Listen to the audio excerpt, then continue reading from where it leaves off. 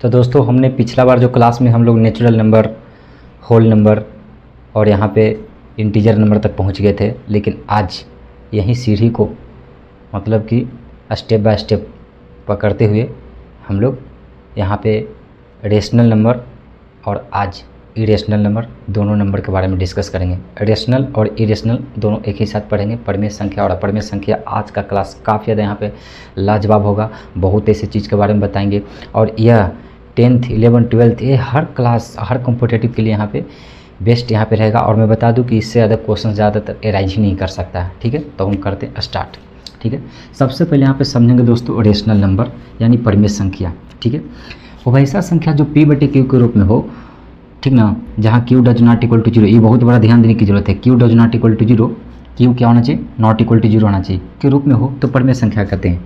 सुनिए जी, कह रहा है कि p/q के रूप में होना चाहिए, जैसे 3/5 यहाँ पे 5, ठीक ना, 3/5 यहाँ पे 6, कुछ भी हो, यहाँ पे 3/5 यहाँ पे 7, इस तरह से, यानी कि बट्टा के फॉर्म में होना चाहिए, अंश और हर के रूप में होना चाहिए। किस में होना चाहिए, p और q के रूप में होना चाहिए, ऊपर वाला p और नीचे वाला q। लेकिन कह रहा है कि q के मान कभी भी 0 नहीं होना चाहिए। q यदि 0 हो गया, मान लो कि 3/5 यहाँ पे 5 के जगह पर हमने 0 ले लिया, p तो यहाँ पे 3 है, ठीक है, लेकिन q हमने 0 कर दिया, सपोज डेट q हमने 0 कर दिया, तब क्या होगा, q यदि 0 कर दोगे ना तो इन्फिनिटी हो जाएगा। याद कर लेना, कोई भी नंबर बट यहाँ पे 0 हो जाएगा ना तो इन्फिनिटी हो जाएगा। इसीलिए यहाँ पे पहले ही कंडीशन दिया जाता है, टर्म ऑफ कंडीशन, कि q कभी भी 0 नहीं होना चाहिए, क्योंकि जब यहाँ पे जब अनडिफाइंड हो जाएगा, यहाँ पे अपरिभाषित हो जाएगा, तो फिर यहाँ पे काम ही गड़बड़ हो जाएगा। इसीलिए वो बोल देता है डायरेक्ट कि यहाँ पे q का मान 0 के बराबर नहीं होना चाहिए, लेकिन होना चाहिए किस फॉर्म में, p/q के रूप में होना चाहिए। कहीं बटा के फॉर्म में दिख गया तो समझना कौन सा संख्या होगा, परिमेय संख्या होगा। जैसे एग्जांपल में 3/5, 6/5, 9/5। अच्छा बोलेगा कुछ 5, तो भी कहीं नहीं कि p/q के रूप में है, क्योंकि बटे में 1 है, कुछ नहीं तो क्या है, बटे में 1 है। जैसे 6, तो 6 भी कहीं नहीं कि क्या है, परिमेय संख्या है, क्योंकि 6 के बटे में भी क्या है, वो 1 है। तो इस बात से समझ आना चाहिए कि कोई यदि पूर्ण संख्या भी या पूर्णांक संख्या भी रहेगा ना, तो बटे में क्या हो जाएगा, 1 अपना मन से लिख लेना, वो कहीं नहीं कि p/q के रूप में हो जाएगा, तो भी परिमेय संख्या हो जाएगा। चलिए ये भी कॉन्सेप्ट क्लियर कर लिए। परिमेय संख्या को q से डिनोट करते हैं। तो आप कह सकते हैं कि सर रेशनल नंबर, यहाँ पर आप बोले थे कि हिंदी से नहीं उठा करके इंग्लिश को उठाना रहता, ठीक है, तो यहाँ पे रेशनल नंबर को r से क्यों नहीं डिनोट किया गया, ये रियल नंबर को r से डिनोट किया गया, जो कि आगे पढ़ना है। इसीलिए अब तक कि हम लोग को यहाँ पे जानकारी लेना चाहिए कि यहाँ पे r से नहीं बल्कि ये रेशनल नंबर को q से डिनोट किया जाता है। और q का जो मान होता है, देखो 2/5, अच्छा √5 यहाँ पे गड़बड़ लिख दिए, क्योंकि √5 परिमेय संख्या नहीं हो सकता, और √25 से जो परिमेय संख्या हो सकता है। क्यों, क्योंकि √25 के मान यहाँ पे वर्गमूल निकल के कितना होगा, 5, और ये दशमलव में नहीं है ना, यहाँ पे 5/1, ठीक है, होगा। अच्छा 5.3, ये भी कहीं ना कहीं परिमेय संख्या होगा। दशमलव में, रूट में, बट्टा में, सब कुछ में होगा, लेकिन कब कौन सा दशमलव में नहीं होगा, क्या होगा, आगे बताएंगे। बस इतना भी समझो कि कहीं ना कहीं बट्टा में होगा, वर्गमूल जिसका निकल जाएगा एक कहीं ना कहीं एग्जैक्ट, तो वो भी कहीं ना कहीं परिमेय संख्या होगा। लेकिन दशमलव में वर्गमूल नहीं आना चाहिए भैया, मैं पहले ही बोल रहा हूँ। मान लो कि यहाँ पे हम √2 के मान निकाल रहे हैं, और √2 के मान यहाँ पे कितना 1.4 आ रहा है, इस तरह से, तो कहीं ना कहीं ऐसे मान के लिए नहीं होगा। हाँ, ये ऐसा मान नहीं कर रहा है ये दशमलव में कि इसका कोई और ही अंत नहीं है, ये आगे बताएंगे, ठीक ना। यानी कि जिसका वर्गमूल इस तरह से √36, √16, √25, रूट यहाँ पे 49 इस फॉर्म में यदि रहेगा और उसका वर्गमूल निकलेगा एक पूर्ण संख्या के रूप में, तो समझ लेना कि वह परिमेय संख्या होगा। जैसे बट्टा में, नेगेटिव में भी होगा, ठीक है, ये सब बात समझ में आ गई। नेगेटिव यहाँ पे दे दिया 6/, यहाँ पे 5 या -6 दे दिया, तो मन से बटा 1 भी कर सकते हैं ना, तो ये सब के सब क्या होगा, परिमेय संख्या होगा। ठीक है, ये भी कॉन्सेप्ट क्लियर। आगे यहाँ पे कह रहा है क्या कि जिसका दशमलव प्रसार शांत होगा वह क्यों होगा, शांत है क्या, शांत उसको बोलते हैं यदि कोई भी यहाँ पे कोई भी नंबर लो, ठीक ना, और यदि उसके बाद जाने के बाद कहीं ना कहीं वो आगे बढ़ ही नहीं पाता, दशमलव के बाद 1 अंक, 2 अंक, 3 अंक, 4 अंक, 5 अंक के बाद वो रुक जाता है, जैसे 5, 3, 4, 5 इस तरह जाकर के रुक जाता है, तो समझ लेना कि वह शांत होगा। जैसे कहने का मतलब हम एक भागा देते हैं 5/, यहाँ पे 2, ठीक है, तो 5/2 से 5 से 2 से भाग दोगे तो 2 दूनी यहाँ पे 4, और यहाँ पे 1 लगे, 0.0, 2 × 5 = 10, कहीं नहीं कि दशमलव के बाद यहाँ पे 5 होने के बाद रुक गया, 2.5 के बाद जाके रुक गया, आगे टर्म आया नहीं ना। यानी कि दशमलव के बाद यदि कोई भी डिजिट रुक जाता है तो उसी को शांत बोलते हैं। जाके क्या हो गया, शांत हो गया, बढ़ा नहीं ना जी, वो जाके शांत हो गया। जो दशमलव के बाद जाके शांत हो जाएगा, कुछ दूर के बाद जितना टर्म के बाद जाए वो शांत हो जाए, तो उसको हम शांत बोलते हैं। और वो शांत जो रहता है वो कहने की परिमेय संख्या होता है। ठीक ना, एक बात समझ में आ गया होगा। फिर कहा जाता है कि जिसका दशमलव प्रसार अशांत होगा। अशांत किसको बोलते हैं? जो दशमलव के बाद रुकवे ना करे, बढ़ते जा रहा है। मान लो कि 5 यहाँ पे 2.5 आया था, ये शांत था ना, लेकिन 2.5 1 2 3 4 5 6 इस तरह से बढ़ते जा रहा है, वो कोई उसका कोई और ही अंत नहीं है, तो उसको अशांत बोलते हैं। लेकिन अशांत 2 तरह से होता है भैया, ठीक ना। अशांत कितने तरह से होता है? 2 तरह से। एक होता है क्या, जैसे मान लो 3 यहाँ पे 5 है, तो 5 है 5 है 5 है 5 है 5 है 5 इस तरह से जाएगा, जिसका कोई और अंत नहीं है। तो जब एक ही टर्म बार बार आने लगता है दशमलव के बाद, तो उसको हम क्या करते हैं? बार लगा देते हैं। बार बार आता है ना, उसी को हम क्या लगा देते हैं? ऊपर में एक डैश लगा देते हैं, जिसको बार बोलते हैं। तो जी इस तरह से आएगा 3.5। और एक आता है 3.1 2 3 4 5 6 3 2 9 इस तरह से 9 इस तरह से डॉट डॉट, जिसका कोई फिक्स नहीं है, कभी अगला क्या आ जाएगा, फिर उसके आगे क्या आ जाएगा, फिर उसके बाद क्या आ जाएगा, आगे कोई और अंत भी नहीं पता है। मतलब कि आगे क्या आने वाला उस किसी को नहीं पता, और कब तक जाएगा वो किसी को नहीं पता है। जो इस फॉर्म में आएगा तो वो होता है अशांत, तो होता है ये अशांत, तो होता है ये भी अशांत ही है, लेकिन ये अनावर्ती है। क्या बोलते हैं? अनावर्ती बोलते हैं इसको, ठीक ना। लेकिन ये भी और अंत जी इसका नहीं है जी, ये भी बहुत दूर दूर तक जा रहा है, ये भी अशांत ही है, ठीक ना। ये भी अशांति है, लेकिन ये आवर्ती है। तो अशांत आवर्ती रहेगा ना, अशांत आवर्ती। आवर्ती का मतलब हुआ कि दशमलव के बाद जितना अंक तक जाए, लेकिन एक ही तरह के अंक जाएगा। जैसे 5 है तो 5 ही है। 3 यहाँ पे मान लो 3 यहाँ पे 2 है 2 है 2 है, इस तरह से 2 है 2 जाएगा। तो दशमलव के बाद सिर्फ एक ही तरह के अंक जो जाएगा ना, उसको हम बोलेंगे अशांत बोलेंगे, लेकिन आवर्ती बोलेंगे। लेकिन अलग अलग टर्म के जाएगा ना अंत तक, उसको अनावर्ती बोलेंगे। लेकिन ये वाला जानते हैं, ये वाला अपरिमेय हो जाता है, लेकिन ये वाला जानते हैं टर्म क्या हो जाता है? परिमेय हो जाता है।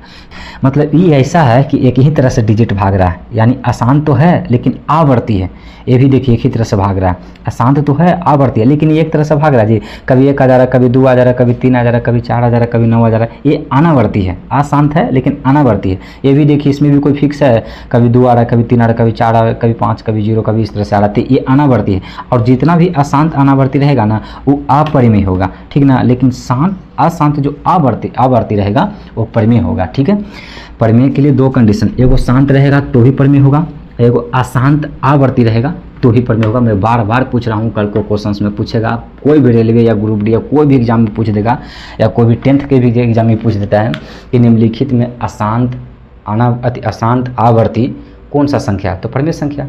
या कल को देगा कि निम्नलिखित में कौन सा परिमेय संख्या है, अशांत आवर्ती, शांत अशांत अनावर्ती और ए और बी दोनों। तो ए और बी दोनों मारेंगे, क्योंकि अशांत आवर्ती भी होता है और एगो शांत भी होता है, ठीक ना। शांत भी होता है ना जो परिमेय होता है, और एगो दशमलव प्रसार अशांत आवर्ती होता है जो भी परिमेय होता है। चलिए हम एक ही बात को बार बार करके हम याद करवा दिए, ठीक है। अब कह रहा है कि 2 परिमेय संख्याओं को जोड़ने पे भी क्या होता है, 2 परिमेय संख्या के बीच में अनंत परिमेय संख्या होती है। चलिए ये वाला बात है, 2 परिमेय संख्याओं के बीच में अनंत परिमेय संख्याएँ होती है जी, याद रख लेना। कोई भी 2 परिमेय संख्या उठाओ, जैसे हम उठाए 1 यहाँ पे, जैसे एक उठाए 5/2, ठीक है, और एक उठाए यहाँ पे 5।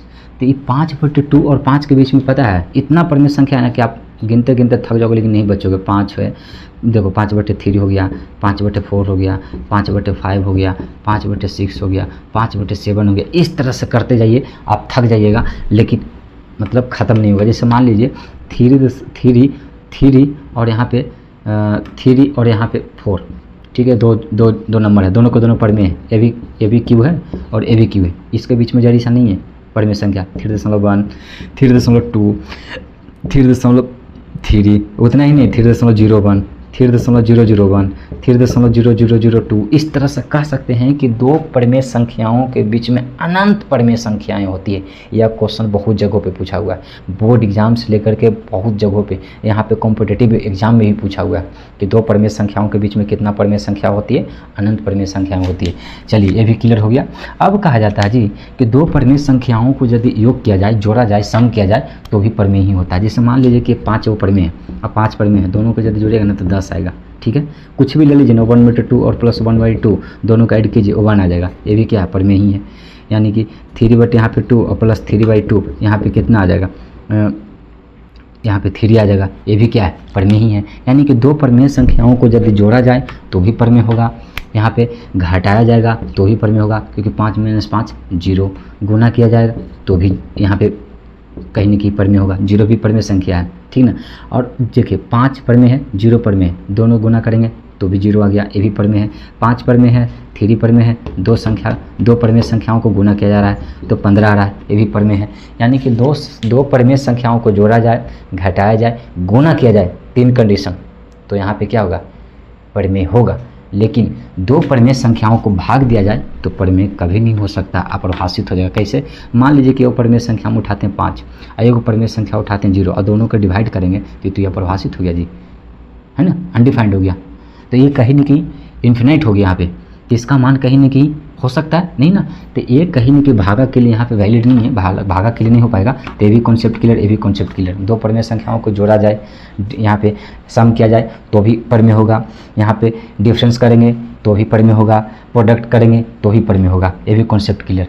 अब आते हैं इरेशनल नंबर, अपरमेय संख्या। बस इसी का उल्टा है, जो संख्या p/q के रूप में ना हो, है ना, q does not equal to 0, ये हमेशा रहना चाहिए।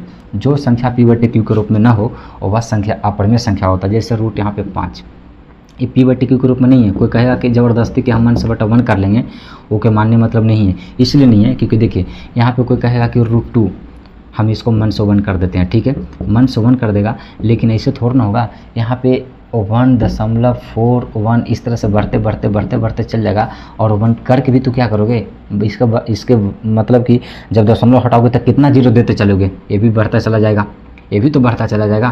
तो ये भी है जो मतलब और अंत, इसका और अंत नहीं है। यानी कि इसी को डायरेक्ट समझा जाता है कि जिसका वर्गमूल एग्जैक्ट ना निकले, सिर्फ दशमलव में निकले तो समझना, और दशमलव में वैसा मान निकले जिसका कोई दशमलव के बाद जो डिजिट है उसका कोई और अंत नहीं हो, वो भी क्या हो जाएगा, अपरिमेय हो जाएगा। तो हम लोग सीधे रखेंगे, जो p/q के रूप में ना हो उसे क्या कहेंगे, जो p/q के रूप में होगा उसे परमेय बोलेंगे, जो p/q के रूप में ना होगा उसे अपरिमेय संख्या बोलेंगे डायरेक्ट। ये भी कहा जा रहा है कि जिसे q डैश डिनोट किया जाता है, और यहाँ पे कहा जा रहा है कि जैसे √5, √3, √2, रूट में जितना भी होगा ना जी, पाई हो गया, एक्सपोनेंशियल फंक्शन में ई हो गया, और यहाँ पे फाई हो गया, ये सब के सब क्या है, अपरिमेय संख्या है। ये भी क्लियर हो गया, ठीक ना। देखिए मेरा कहना क्या है, √5 हो गया, √3 हो गया, √2 हो गया, √7 हो गया, √4 हो गया। √4 यहाँ पे परमेय हो जाएगा, क्यों, क्योंकि इसका वर्गमूल निकल रहा है। लेकिन √7 के निकलेगा दशमलव में, तो जिसका वर्गमूल दशमलव में निकलेगा ना वो भी इस तरह से, तो कहीं कि वो परमेय संख्या नहीं होगा, अपरमेय होगा। लेकिन जिसका वर्गमूल एक पूर्ण संख्या के रूप में निकलेगा, जैसे √16 एक पूर्ण संख्या के रूप में निकल रहा है 4, रूट यहाँ पे 9 ये पूर्ण संख्या के रूप में निकल रहा है, √0 इसका वर्गमूल निकल रहा है एक पूर्ण संख्या के रूप में, रूट यहाँ पे 25 इसका वर्गमूल निकल रहा है 5। तो जिसका एक वर्गमूल पूर्ण संख्या के रूप में निकलेगा, डेसिमल में नहीं निकलेगा, तो वह संख्या याद रखना कि जो पूर्ण संख्या के रूप में निकलेगा वो परमेय होगा, और जो पूर्ण संख्या के रूप में नहीं निकलेगा, इस तरह से होगा रूट के रूप में, तो समझ लेना कि वह अपरमेय होगा, ठीक है। ये भी क्लियर अब हो गया ना यहाँ पे। लेकिन हाँ क्या कह रहा है कि वह संख्या जिसका वर्गमूल पूर्ण रूप से न निकले, हटा भी सकते हो टर्म को, जिसका वर्गमूल न निकले, है ना, तो समझ लेना कि तो वह अपरमेय संख्या होगा, ठीक है। अगल का कह रहा है कि जिसका दशमलव प्रसार अशांत अनावर्ती होगा तो भी क्या होगा, अपरमेय होगा। ये बात अभी हम बताएं कि जैसे अशांत अनावर्ती किसको बोलते हैं, जिसका कोई और अंत नहीं है, जैसे 0, 5, 3, 0, 4, 2, 0, 9, 6, 7 इस तरह से बढ़ रहा है, इसका कोई और अंत है नहीं ना। तो ये अशांत तो है लेकिन आवर्ती नहीं है। आवर्ती उसको बोलते हैं जो एक ही टर्म बार बार आता है, ये अनावर्ती है, रिपीट नहीं कर रहा है। जब रिपीट नहीं कर रहा तो ये अनावर्ती है, अशांत अनावर्ती, ये क्या होता है, अपरिमेय होता है। क्या होता है, अपरिमेय होता है। समझे क्या, ये भी क्लियर। पूरा हमने कॉन्सेप्ट को क्लियर कर दिया। लेकिन अब समझते हैं सबसे कॉन्सेप्ट वाली बात कि पाई और 22/7, पाई और 22/7 ये दोनों बराबर है क्या, दोनों बराबर नहीं। आपने जो 10वां पढ़ा था वो गलत पढ़ा था। क्यों पढ़ा था मैं बताता हूँ। आप यहाँ से समझ सकते हैं, आप 22/7 इसको भाग देखिए, 7 7 21 कितना हुआ, यहाँ पे 1.01, फिर 7, फिर लगाएंगे कितना 3, फिर 0, 7 4 28, फिर यहाँ पे लगाएंगे, फिर यहाँ पे कितना आएगा 4 आएगा, ठीक ना, 2 आएगा, फिर यहाँ पे 0 बैठाएंगे, 7 दूनी 14, फिर 6 आएगा, फिर 0 लगाएंगे, फिर करेंगे तो 7 8 56 56, फिर आएगा 4, फिर 0 7 9 63, फिर 7 8 56 7 5 35, फिर 5, फिर 0 7 7 49, फिर 1, फिर 0, फिर जोड़ देंगे तो यहाँ पे 7 का 1 मराती है ना, एक बार, फिर 3 आएगा, फिर 0 आएगा, फिर 7 चौ 28, फिर यहाँ पे कितना आएगा 2 आएगा, फिर 0 आएगा, फिर 7 दूनी 14, फिर इसी तरह से कहीं ना कहीं कितना आएगा 6 आएगा, फिर 0 होगा, फिर 7 8 56, फिर इस तरह से 4 आएगा। यानी कि फिर ये टर्म इसी तरह से बढ़ता रहेगा। देखिए कि 3.1428571 इस तरह से बढ़ रहा है। यानी कि इस बात से आपको पता चल रहा होगा कि यहाँ से यहाँ तक, कहाँ देखिए यहाँ से यहाँ तक जो टर्म है ना, यहाँ से यहाँ तक, ये फिर बाद में जाके रिपीट करने वाला है। यानी कि इसका क्या है, ये देखिए है ना, ये 1 4 2 8, फिर इस तरह से कहीं कि रिपीट करने वाला, इसीलिए हम इसको वार लगा देते हैं। क्या लगा देते हैं, वार लगा देते हैं। ठीक है, 3.14285 का वार। अब समझिए जी कि इसका 22/7 का वैल्यू कितना आ रहा है, इतना आ रहा है।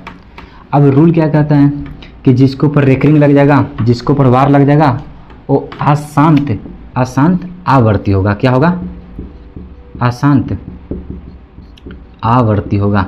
आवर्ती का मतलब वही चीज़ रिपीट कर रहा है, ये आगे जाके फिर वही चीज़, ये वाला 3. मान लो कि 7 7 7 7 7 7 7 इस तरह से बढ़ रहा था, 3.7 ये बार बढ़ा रहा है, तो 3.7 को क्या बोलेंगे, वार।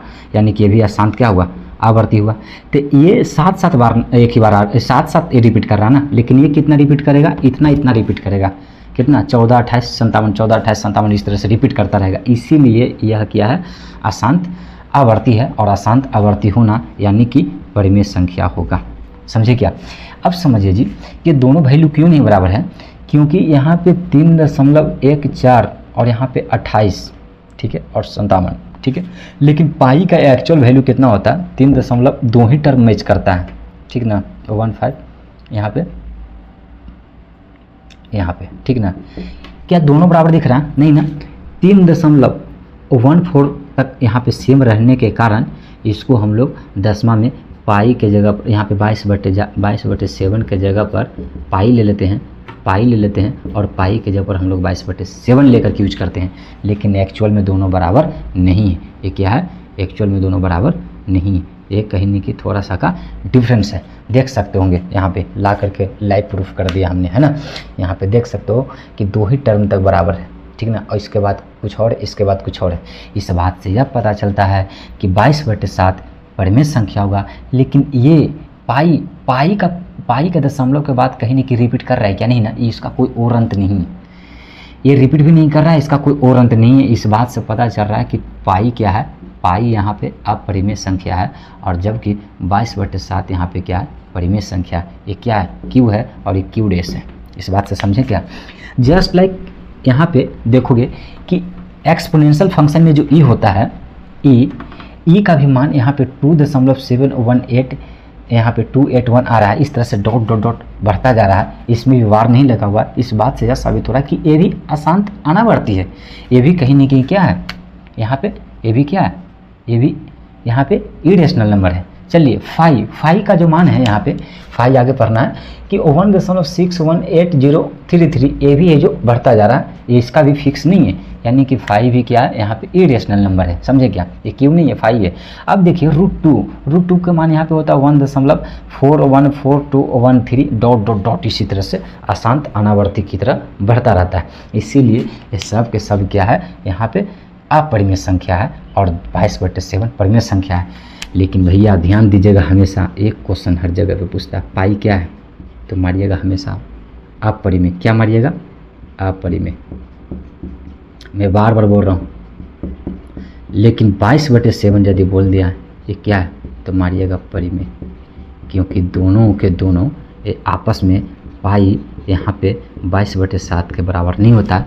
हाँ, लगभग बराबर होता है, ठीक ना, लगभग बराबर होता है। ये चीज़ करेक्ट है।